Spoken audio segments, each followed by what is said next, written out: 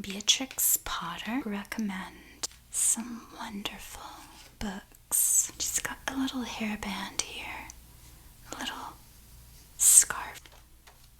It's on page a frog, a snake, the tale of Peter Rabbit, Windermere here, as you can see. Good evening, and welcome to Softwoods ASMR. I'm so glad you're joining me tonight in this very special soft study. Tonight we're going to look at Beatrix Potter, her life and her works, and we're going to take a look at quite a few books here. And I'm going to be writing down some key points in this journal here that I always use for these soft studies. When we hear the name Beatrix Potter, we might immediately think of Peter Rabbit. Peter Rabbit. Or one of the other 23 tales. She is famous for writing and illustrating, but Beatrix Potter was also a farmer, a conservationist, a natural scientist, and an entrepreneur. We will focus on her creative life of illustrating and writing, but we will also look at some of the other aspects of her life. I'll make use of and recommend some wonderful books by and about Beatrix Potter along the way.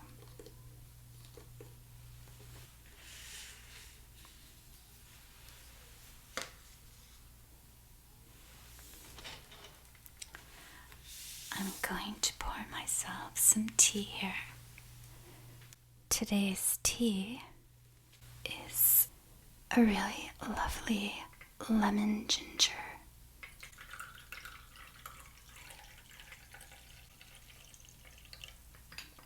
Just something I am occasionally in the mood for. Helen Beatrix Potter was born on July 28th in 1866.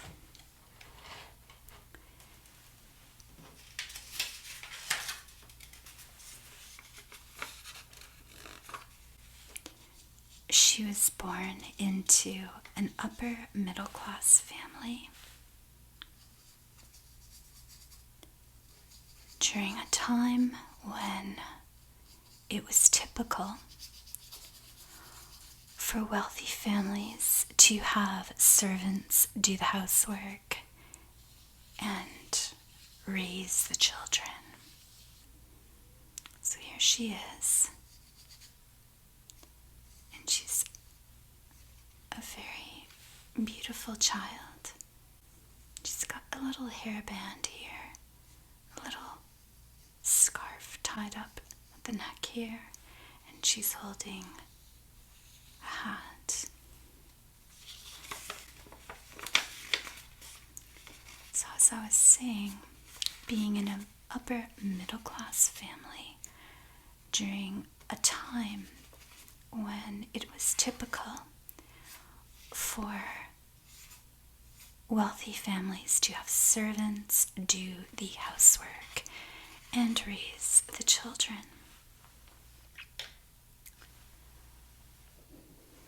Beatrix's parents were busy with their lives and spent little time with her. They spent very little time with her.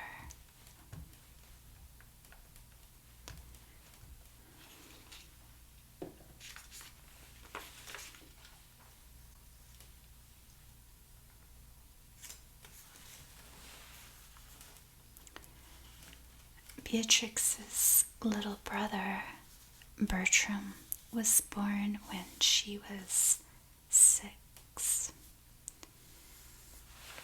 And I have a photo I'd like to show you of Beatrix and her little brother, Bertram.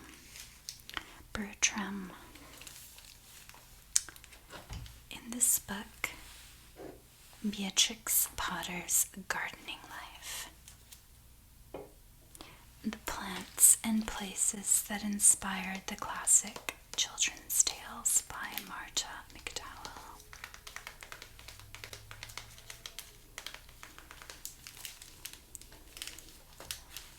So,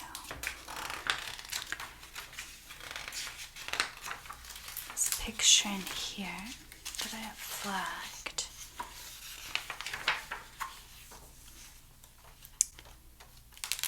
on page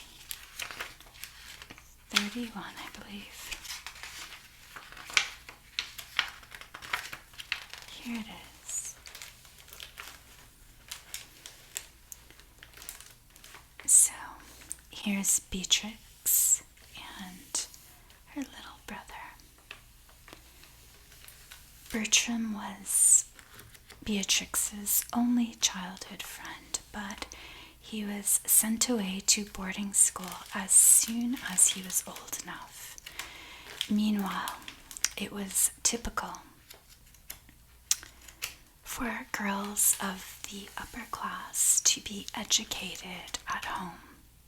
So while her brother was off at boarding school, Beatrix was the only child at home and was educated by governesses. And I think, yes.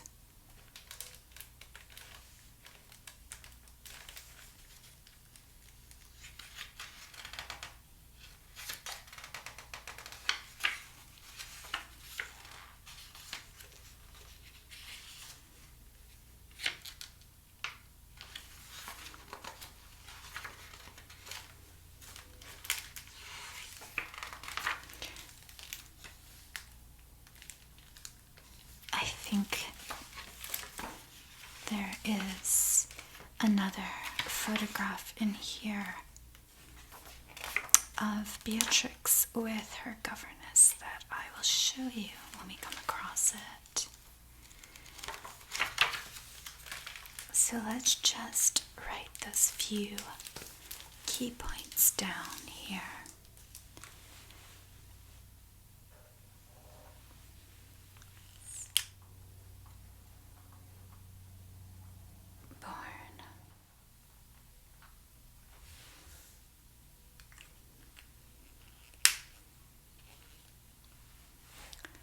What saved Beatrix from a lonely childhood was her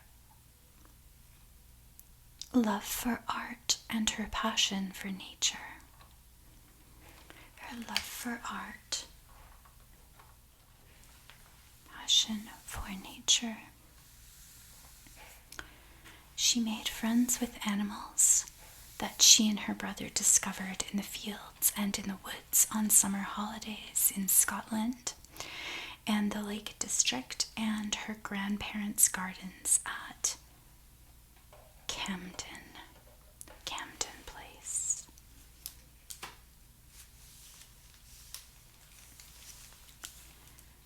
And there is an illustration too in here, showing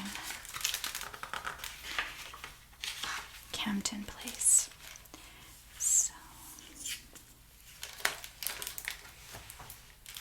here we have, it says the view from the terrace at Camden Place, watercolor 1854.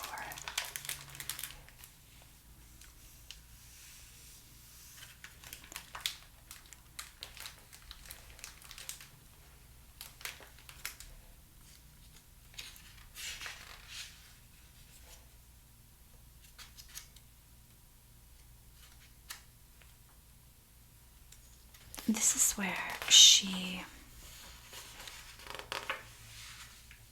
developed a strong interest in the study of nature and flowers and mushrooms and landscapes and animals. So this here says Camfield's Cedar, pen and ink, undated but later used in the Ferry Caravan.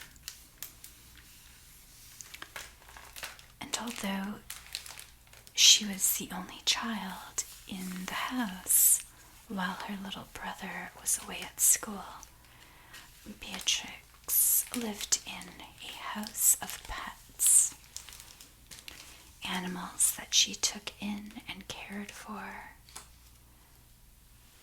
And these animals included rabbits, hedgehogs, a bat, a frog, a snake, a tortoise, and even lizards, which all became her live-in pets.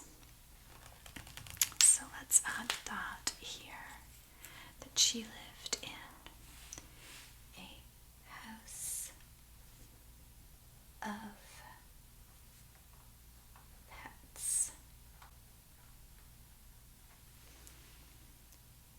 She took good care of the animals in the schoolroom section of her home. She studied her pets and drew detailed sketches of them. Sometimes Beatrix would dress her pets in little outfits and then draw them clothed. How adorable is that? And I have a few photographs in this book to show you. And it's wonderful to see Beatrix with her pets. It's on page 174, I think. 174.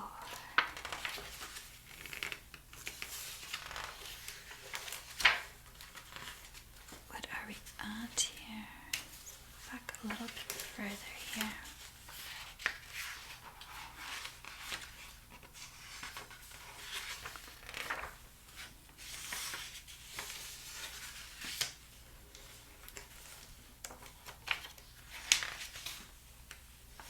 Okay, so here's a spread.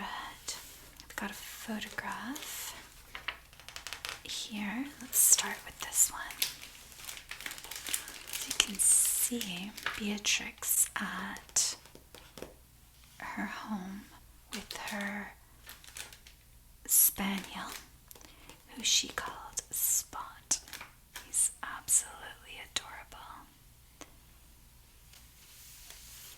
And then there are a few other illustrations of her pets here, and I think this one was taken after she was sick, and I think back then they would cut hair very short. It says something about that here. It doesn't actually, but it says with her hair cut short. Yes, much out of health. So we can see that she's got her little pet mouse here in 1885.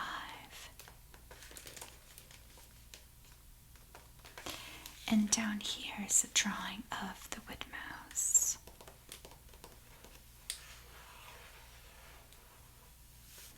So she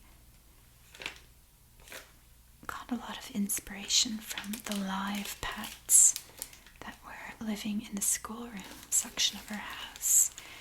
Here it says, Peter Rabbit, the real Peter Rabbit, was bought at a tender age in 1892 and taught to do tricks.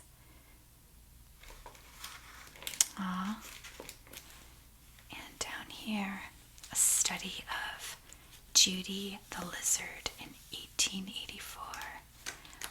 Another pet that brought Beatrix a great deal of pleasure and which she painted with skill. It's amazing.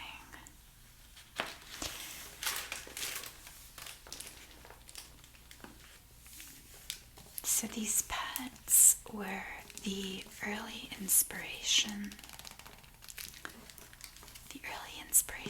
for her later books. Her pet rabbits, Peter Piper and Benjamin Bouncer, became the famous Peter Rabbit and Benjamin Bunny. An art teacher was hired for Beatrix, but she thought the lessons were too strict. She preferred to simply look and sketch using her pets as models. Beatrix also showed an interest in science through her studies of animal skeletons and in her use of a microscope to study the details of insects and plants. Beatrix kept a secret journal from the age of about 15 until she was 30.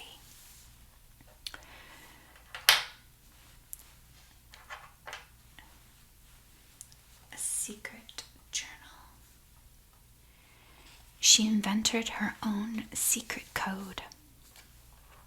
A secret code language so that nobody could ever read it. Several years after Beatrix's death, the code was finally cracked, although on the outside, Beatrix appeared to be a shy young woman. The journal revealed her strong views on art and nature. As a young adult, Beatrix started to put her work out into the world. She submitted her work to publishers. Her illustrations of Benjamin Bunny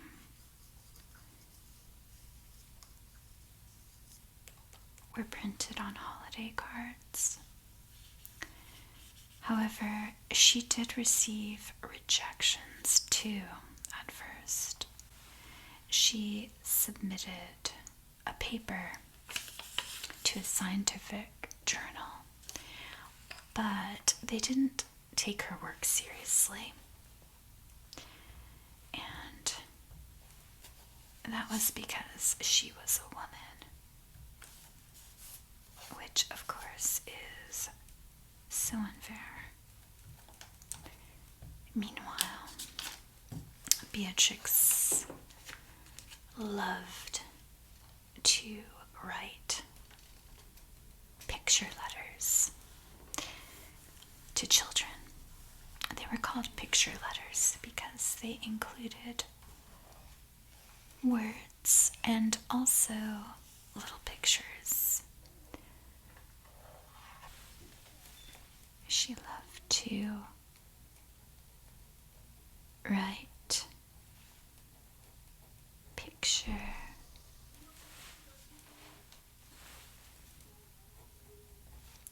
letters.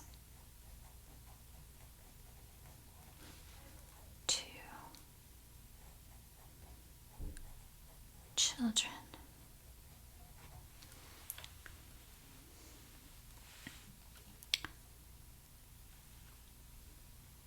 And when the child of a former governess had become ill, Beatrix wrote a letter to him that included drawings and a little story about a pet rabbit named Peter. Beatrix went on to design a book based on this letter, and she named her book manuscript The Tale of Peter Rabbit.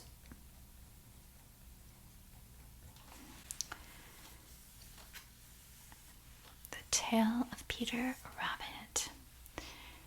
And I have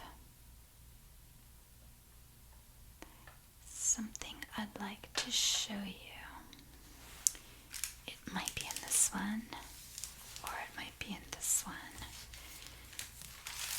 I wrote down the page number that it's page 61. I think it's likely this one.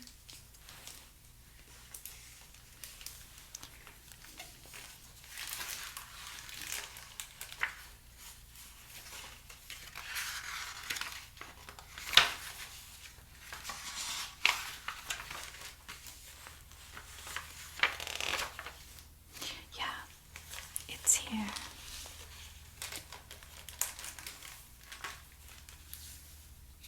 So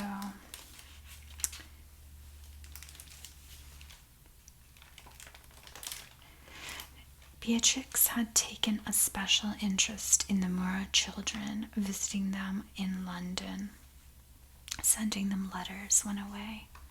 The letters were picture letters, stories, and travelers' tales illustrated with quick pen and ink sketches.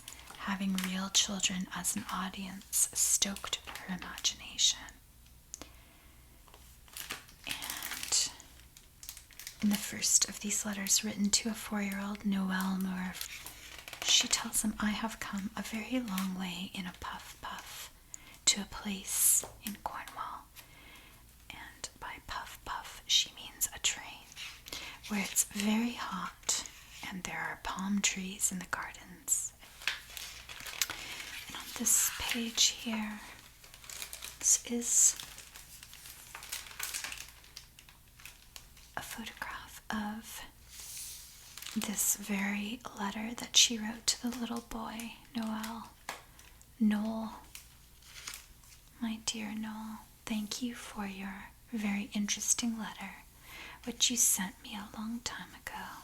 It says, it continues on. So, this sparked her interest in writing for children, and it is what got her thinking to write a picture book, her very first picture book called The Tale of Peter Rabbit.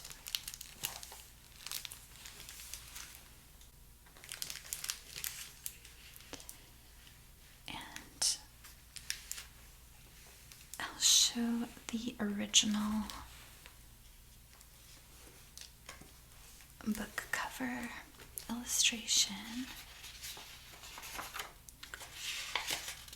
here. It looked like this. You can see it's 1902.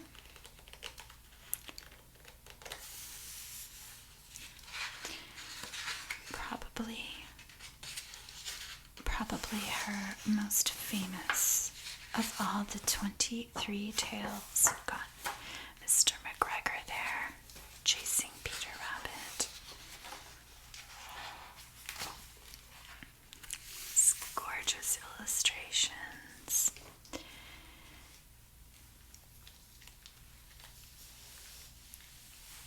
Beatrix's first book was rejected by publishers 6 times. 6 times.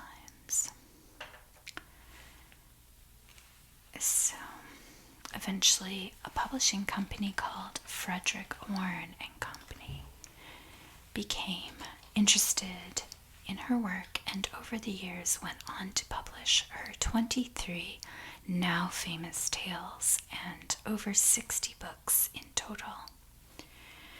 So her first book was rejected.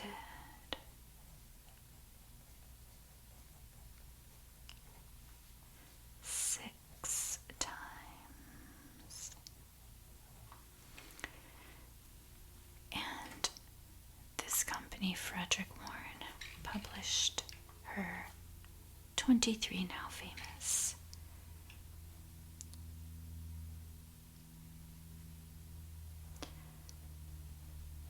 "23 tales and over 60 books in total." Beatrix Potter had a passion for conservation. She had a passion, conservation.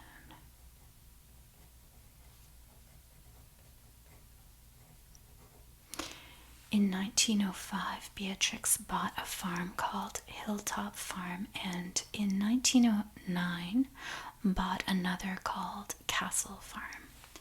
So Hilltop Farm, and the other was called Castle Farm. I think sometimes it's referred to Castle Cottage, maybe. And I have a map and a few other illustrations and photographs that I can show you. Once again, it's either in this one or in this one. There's a map on a page 82. Yes.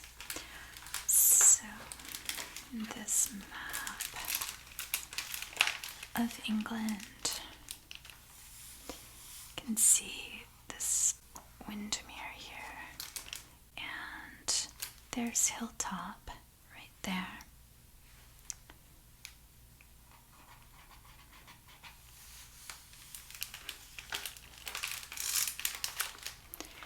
There's a few other photographs in here.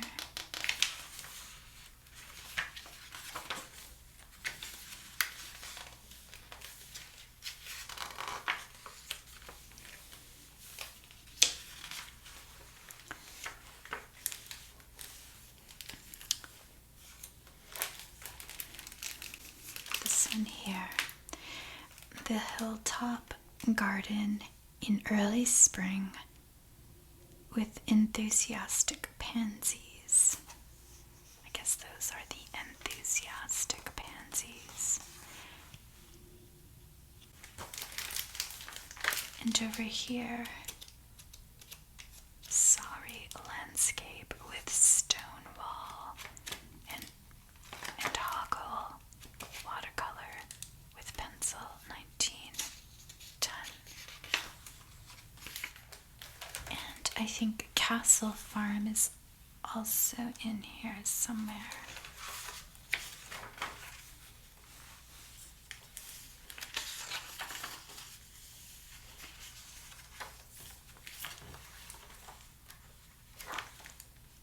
I love these old photographs. Just look at the misty look here above the trees. I've written down that I have something I want to show you on page 273. Yeah, this is Castle Cottage, 1946. So this was one of the 2 homes that she bought.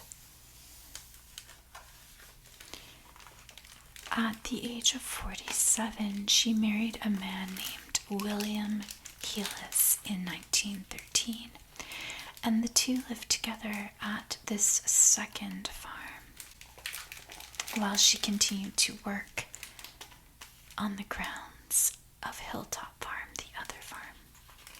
She was an environmentalist. She bred sheep and helped to save a breed of sheep from extinction.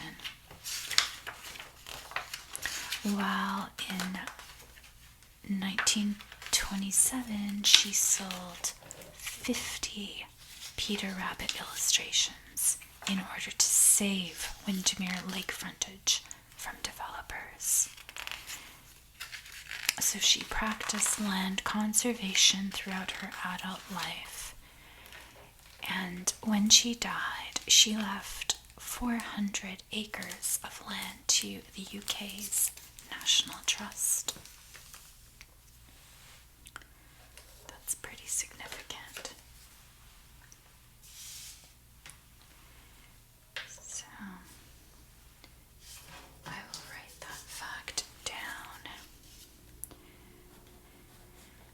And I'm going to put this little mouse in the center of this page to break up these facts here. So this is from The Tale of Two Bad Mice. A favorite. Look at how cute this is. We've got this little mouse dressed in this little dress with an apron, and she's sweeping something with her little broom here. And I'm guessing that one of the reasons Beatrix was able to draw mice and other animals so well is because of how much she studied the real life animals and pets in her life.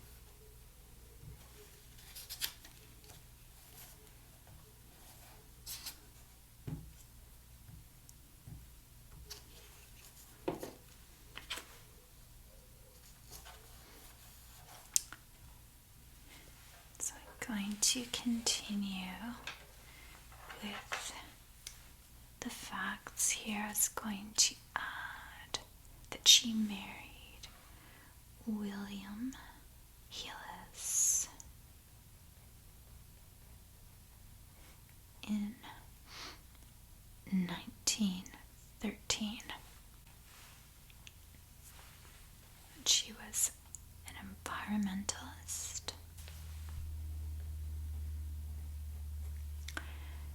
And she left 400 acres. 400 acres of land to the UK. The UK's National Trust. So I do want to recommend these two books if you're interested in learning more about Beatrix Potter. I highly recommend these. This one is a lot more graphic, and this one delves a lot more into the details of her life. It's quite detailed. It does have a few illustrations, but look, it is getting into 550 or so pages, so it's quite thick and detailed. And this one is focusing a lot more on the plants and the places, as the subtitle states here, that inspired the tales. And there's something really interesting at the back here that I'd love to show you briefly. So there's a chart of all the plants that appear in all of her books. So, you can see here, it gives the plant the common name, botanical name, and the type, and the primary source. These ones are the plants that have appeared in her books. So, for example, let's just take the famous Tale of Peter Rabbit. So, we have the common name French bean, blackberry, cabbage, chamomile, cucumber, and so on, listing all the plants that she illustrated in the book or referred to in the text. So it says here whether it was an illustration or whether it was in the text. That's amazing. What a fun job that would have been, to go on a hunt looking for every single plant referred to in the text or represented through an illustration.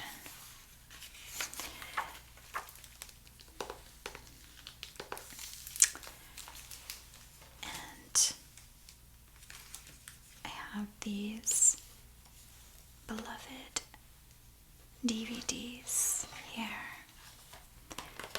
that were so fun to watch with our daughter when she was little. So this one is The Tale of Mrs. Tiggywinkle and Mr. Jeremy Fisher and Other Stories. And this one is The World of Peter Rabbit and Friends. So these are DVDs. It has a few on there, as you can see. And so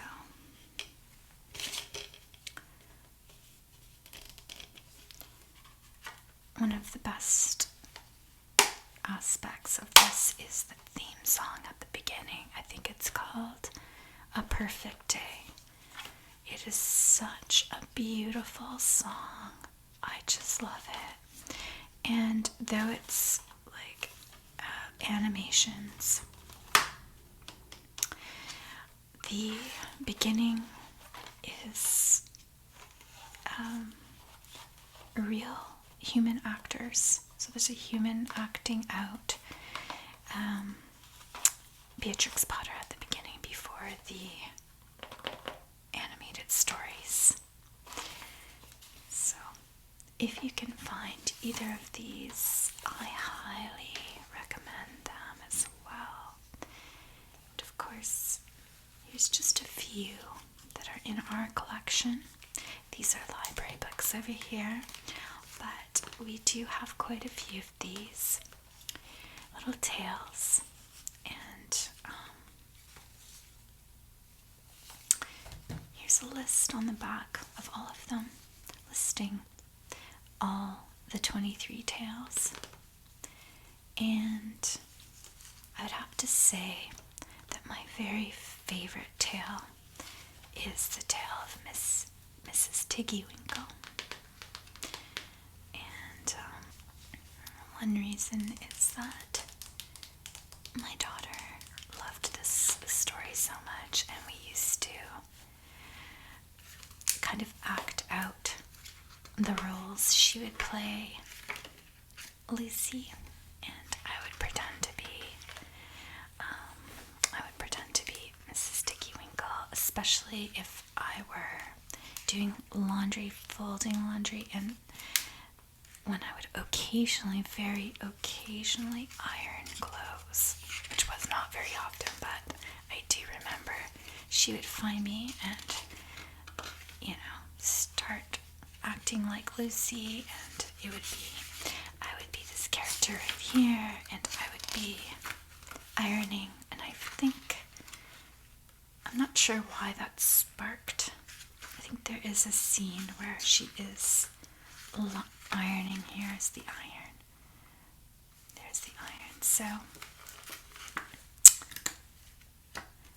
what an adorable little story.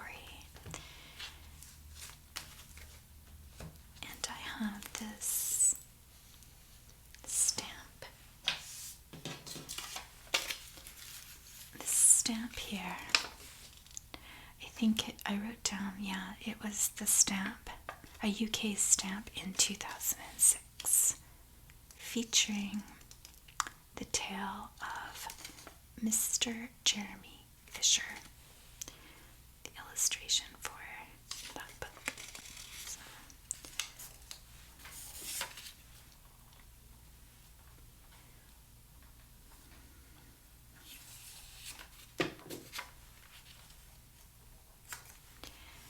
And I have a picture book at the bottom of the stack. Right here, I have a picture book that I also want to recommend even to adults. Adults should read picture books from time to time too. They're wonderful. They're nostalgia. They are soothing to read, and personally can't get enough of them. So this is called Saving the Countryside, the story of Beatrix Potter and Peter Rabbit. It tells the story of Beatrix Potter's life. And it does go on to talk about how she indeed saved the countryside. And I'll just show you one glimpse into what the writing is like. The illustrations I like. Isn't that beautiful? One publisher, thinking she was a man, asked the gentleman artist, in quotations, the gentleman artist, for more pictures. Beatrix sent more, and she landed a job. Benjamin Bouncer landed one too. He began appearing on holiday cards, and Beatrix Potter began earning money. So again, highly, highly recommend this one. It is a great story by Marshall and illustrated by Ilaria Urbanati.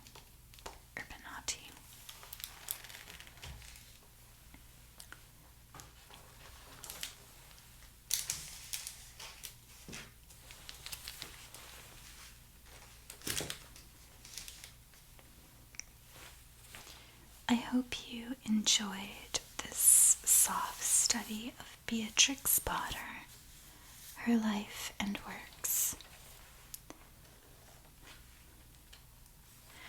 Until next time, please take good care of yourself.